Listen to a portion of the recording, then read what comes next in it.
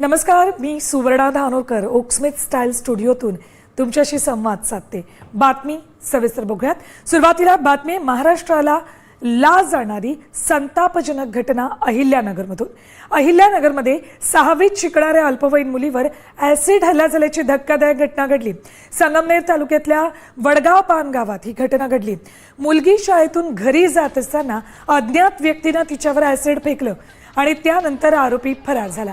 पोलिसांकडून आरोपीचा शोध सुरू आहे। जखमी मुलीवर लोणी प्रवरा ग्रामीण रुग्णालयामध्ये उपचार सुरू आहेत। पोलिसांनी घटनास्थळी जाऊन तपासणी सुरू केली।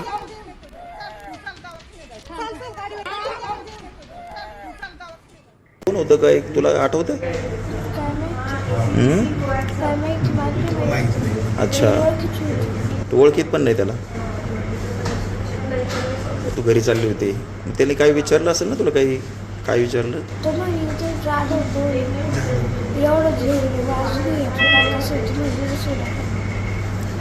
तू ओळखत पण नाही त्या माणसाला? कोण, पोरगा होता की माणूस होता? अच्छा, गावातलं होतं?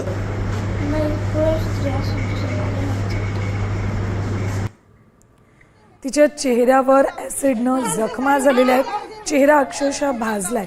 6वीतली 11 वर्षांची ही मुलगी आणि तिच्यावर ॲसिड हल्ला झाला। संगमनेर तालुक्यात एक घटना घडली, मुलीवरती ॲसिड हल्ल्याची। नेमकी काय प्रकार आहे आणि कसा याच्यामध्ये पोलीस तपास सुरू आहे, काय प्राथमिक माहिती? आज साधारणतः 11:15-12च्या दरम्यानची ही घटना आहे।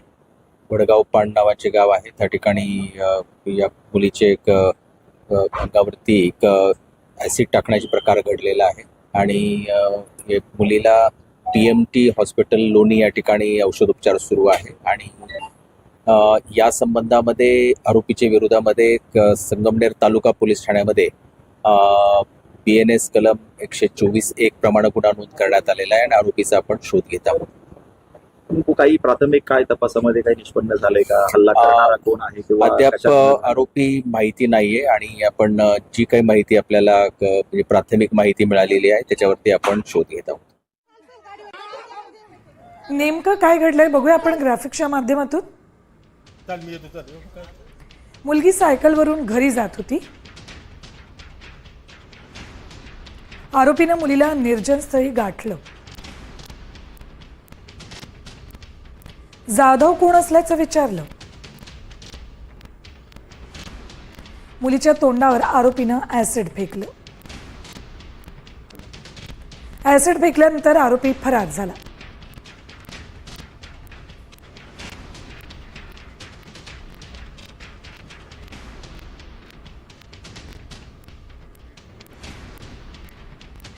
पीडित मुलीच्या कुटुंबियांशी आमचे प्रतिनिधी सचिन बनसोडे यांनी बातचीत केली आहे।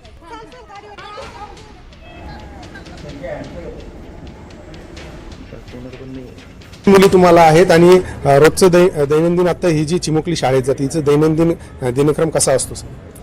ती शांत स्वभावाची। मला तेवढी एकच मुलगी आणि एक मुलगा आहे 4-4.5 वर्षाचा। स्वभाव शांत आहे तिची, काही तडतडी नाही, काही नाही, कोणाला फटकन बोलणारी नाही, काहीच नाही। ही घटना जी आहे ती का घडली असावी? काय तुम्हाला कोणावर संशय आहे का किंवा तिला कोणी त्रास देत होतं का? काय तिने तुम्हाला सांगितलं की नाही? तसं काहीच सांगितलेलं नाही, कोणी त्रास देतं वगैरे काहीच सांगितलंच नाही तिने।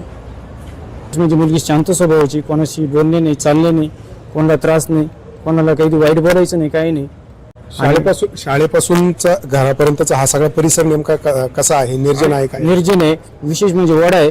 वड्याना रस्ता काही व्यवस्थित नाहीये आणि थोडं जरा झाडं झुडपं जंगल आहे आणि त्याचाच फायदा आज येणारा दमाने घेतला का जेणेकरून ते ॲसिड फेकण्यासाठी त्यांना जागा ती योग्य समज लपून बसला आणि त्यांनी त्याच्या तोंडावर ॲसिड फेकलं। तुम्ही तिच्याशी बोललाय का? तिने काय माहिती तुम्हाला दिली? कसं एवढं सांगितलं फक्त का म्हणे त्यानं जो आला त्यानं मला विचारलं म्हणे की इकडे जाधव कुठे राहत? मी म्हटलं मग इकडे जाधव बिधव कुणी राहत नाही। तर या घटनेची आता सरकारनं गंभीर दखल घेतली। दुर्दैवानं तो उजवा भाग तिचा थोडासा गालाचा डॅमेज झालेला आहे, डोळ्यावर ॲसिड गेलं आहे। प्रवरा मेडिकल ट्रस्टमध्ये तिला ॲडमिट केलं आहे, आता औषधोपचार सुरू आहे। पण दुर्दैवानं ते CCTV नाही कुठे, त्यामुळे त्या आरोपीचं लोकेशन घेता येत नाही. पण काही सूचना मी पोलीस अधिकाऱ्यांना दिलेल्या आहेत त्याच्या संदर्भात काय कारवाई करायची. कारण शेवटी तो गावातलाच मुलगा असणार आहे कोणीतरी, त्याच्यामध्ये तो गुन्हेगार असेल तो. परंतु आता पोलीस त्याची चौकशी करतायत, पोलीस कारवाई निश्चितपणे करतील. पण घटना दुर्दैवी होती. ह्या घटना म्हणजे मी 10वीत होते तेव्हा एक फार मोठं प्रकरण गाजलं होतं, रिंकू पाटील प्रकरण होतं, तुम्ही अजूनही गोगल. ह्या घटना समाजामध्ये घडण्याच्या जबाबदारी विकृत मानसिकतेची आहे. कायद्याचा धाक जो विकृत आहे, ज्याला गुन्हेगारी प्रवृत्ती त्याला नाही आहे, नाही तर मग काहीच काम राहणार नाही ना पूर्ण व्यवस्थेत. या लोकांवर अंकुश मिळवणं, यांना गजाआड टाकणं हे काम आहे व्यवस्थेचं.